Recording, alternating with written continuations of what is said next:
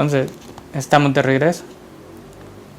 Y como les mencioné anteriormente, esto es de mi opinión, que después de la guerra de Persa, los griegos vieron una época de prosperidad, pero al mismo tiempo iban decayendo como cultura por las mismas guerras civiles que ya empezaban a pelear entre ellos, especialmente por Esparta. No se quería ver dejado a un lado después de que le daban a Atenas todo el tributo a la ciudad de Atenas. Ellos querían ser parte de esto y no les gustó, que miraban más a Atenas que a los Espartas. Luego tuvieron que declararle guerra para quitarle eso a Atenas. Luego vemos la introducción de Alexander, que lo voy viendo que un declive, y aquí es donde se empieza a pensar a Grecia como un imperio, donde se empieza a expandir, pero ese es un declive de mi punto de vista, por Asia y Europa, pero solo fue corto, fueron 40 años lo máximo que duró. Y anteriormente tenemos cuando va creciendo Atenas, luego llegan los tiranos, luego se ve un poco de crecimiento, de regreso en la cultura, con la estabilización de la promoción del contexto para que las artes crecieran por los 7 sabios. Y luego tenemos la invasión de Persia, que trata de frenar esto, pero no pudieron, así que continuamos creciendo. Luego tenemos Roma, y llega esta pregunta desde hace tiempo, que la puse en un video, de que cómo se derrotaban los falanges. Y los romanos lo que hicieron es que los invadieron con lanzas, y los romanos no los invadieron con lanzas, sino que los llovieron lanzas. Los romanos tenían el escudo como cilindro, en una mano llevaban, bueno, en un lado llevaban el gladius, que era la espada, y la pila. Pila era una lanza de corto alcance, pero bastante efectiva, porque cuando la lanzaban y caían, eso deformaba la formación de los falanges. Claro, era una guerra bastante brutal, aún así, pero se vio el declive también de las formaciones, que era elemental derruir esa formación que caracterizaba a los griegos, una forma rectangular con la que derrotaron a los persas. Los persas atacaban como las mareas de gente, y los griegos formaban ya sus escuadrones de personal, de infantería, y los pikemen eran personas de armadura pesada, eran bastante dedicados a la guerra, y no eran cualquier soldado, eran de infantería, y cuando se dice infantería también eran bastante pesados. Las legiones romanas también, pero en este caso fue bastante brutal la guerra cuando los griegos empezaron a hacer guerras con Roma. Continuaron la formación de los falanges con las lanzas largas, pero los romanos a distancia los rociaban con lanzas, y las lanzas de 2 metros ensartadas en el suelo, en las personas.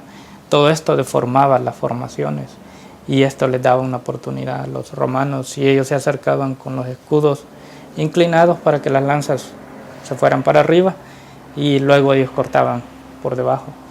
Entonces, así es como derrotaron bastantes romanos murieron, pero así fue como terminaron derrotando a los macedonios, entre comillas, griegos, y así terminó Grecia. Los tomaron como esclavos, y ahí entra el dicho de que los romanos conquistaron a los griegos, pero en verdad fueron los griegos quienes culturalmente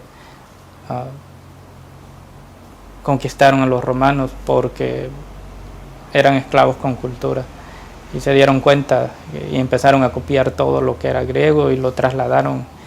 Borremos acá y pongámosle que era Júpiter, borramos aquí y pongámosle que era Minerva, ¿no? Entonces, ahí empezamos a ver ese cambio, vemos un cambio de cultura. Y les dejo este último video de los griegos para que miremos en perspectiva cómo fueron que los griegos dominaron a los persas. Entre 490 y 479 a.C. Aunque el imperio persa estaba en la cima de su fuerza, la defensa colectiva montada por los griegos superó posibilidades aparentemente imposibles. Varias de las batallas más famosas y significativas de la historia se libraron durante las guerras. Estas fueron en Maratón, Termópilas, Salamina y Platea. Los griegos fueron en última instancia victoriosos y su civilización pudo ser preservada. Si hubieran sido derrotados, entonces el mundo occidental podría no haber heredado de ellos contribuciones culturales tan duraderas como la democracia, la arquitectura clásica, la escultura, el teatro y los Juegos Olímpicos. Cuando los persas se anexionaron Jonia en aproximadamente 545 a.C., adquiriendo un punto de apoyo en el Egeo, la ciudad más fuerte en Grecia continental era Esparta. Ninguno de los estados griegos se arriesgó a una excursión armada en defensa de los jonios, pero los espartanos enviaron un mensaje a Ciro de que se mantuviera alejado de Esparta. Lejos de mantenerse alejado, una expedición en el 514 se acerca alarmantemente cerca de Grecia desde el norte, conquistando Tracia y Macedonia para poner la costa norte del Egeo bajo control persa. Pero es en la costa de Anatolia donde se intensifica la crisis. Ya bajo el mando del rey Darío, sucesor de Ciro, los siguientes en la mira fueron Atenas y el resto de Grecia. Los griegos fueron liderados por Milcíades y Calímaco, y tenían una fuerza total de solo entre 10.000 y 20.000 hombres, probablemente más cerca de la cifra más baja.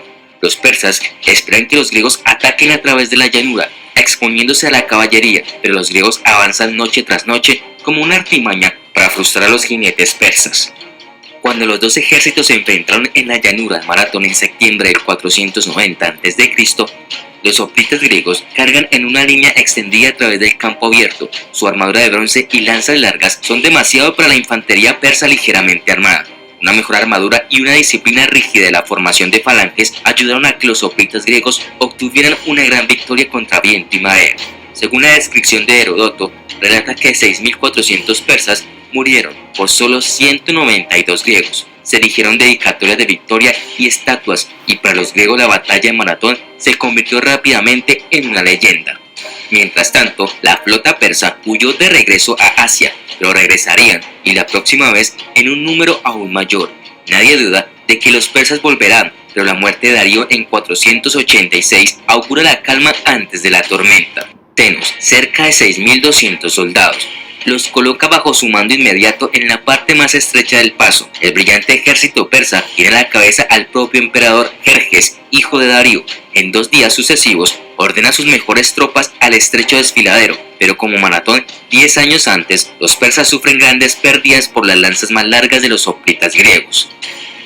Cada día de resistencia era vital, pues permitió a los griegos que defendían Atenas reunir a su ejército, les permitió construir más barcos para que la armada ateniense los usara en la batalla. Al mismo tiempo, la flota griega logró detener a los persas en la indecisa batalla naval en Artemisión.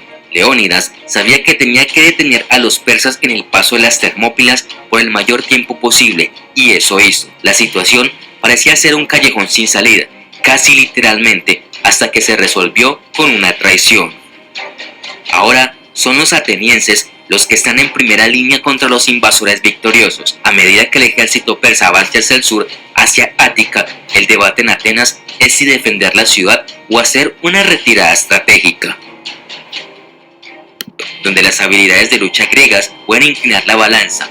Su plan depende de que la flota persa sea traída al estrecho en el extremo oriental de la isla de Salamina. Es así como los persas caen en la trampa. A medida que los trirremes griegos comienzan a embestirlos y hundirlos, el pánico se extiende entre los estrechos barcos persas, haciéndolos cada vez más vulnerables. Temístocles obtuvo una gran victoria y los barcos persas restantes se retiraron a Asia Menor.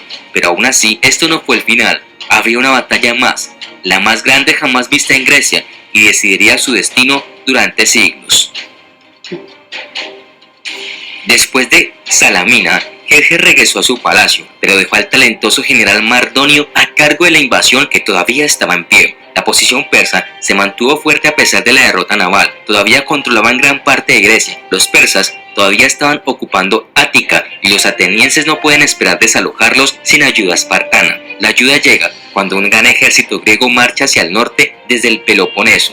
Se encuentra con los persas en Platea en agosto del 479 a.C., donde el comandante espartano Pausanias gana una victoria contra probabilidades considerables. Mientras tanto, la armada persa se ha retirado a través del Egeo. Los griegos desplegaron el ejército pita más grande jamás visto, que provenía de unas 30 ciudades-estado y contaba con alrededor de 110.000. Los persas poseían un número similar de tropas, quizás un poco más, pero una vez más no hay cifras exactas acordadas por los estudiosos. Así que de esta manera terminamos este video, esta serie de videos. Pero fue bastante entretenido. Siempre la historia griega es entretenida y podemos poner en perspectiva lo que hemos hablado de que en los nativos, cómo somos un mundo diferente, ¿no? Aparte de esto, vemos las tendencias griegas siendo aplicadas, pero de una manera mucho más diferente. Empezamos a ver jeroglíficos que eran formas de libros que se escribían, pero esto lo vamos a ir hablando despacio, a poco, para que no caigamos también en esto del fundamentalismo. Creo que es bastante importante porque eso decide bastante la actitud de las personas. Vemos en esta foto, vemos cómo es que solo ver el templo podemos tener una tendencia de que se aplican muchas cosas de lo que hemos dicho y cómo eso tiene un efecto en el conocimiento de cómo es que le damos a conocer y damos sentido de esto, de que existió hace tiempo. Y vemos pensamiento matemático, raciocinio matemático aplicado, vemos las formas y cómo esto nos hace identificarnos, la imagen que nos da a identificar que somos, dónde está todo este conocimiento que se perdió, cómo podemos hablar más de otra cultura que de la nuestra. Pero todo esto yo lo voy dando un contexto hacia el conocimiento que yo tengo y qué es lo que se debería promover a la larga. Y porque el raciocinio también, el pensamiento es parte de nuestra tradición que nos dejaron nuestros legados, nuestros antepasados. Así como les dejé una letanía del jefe toro sentado.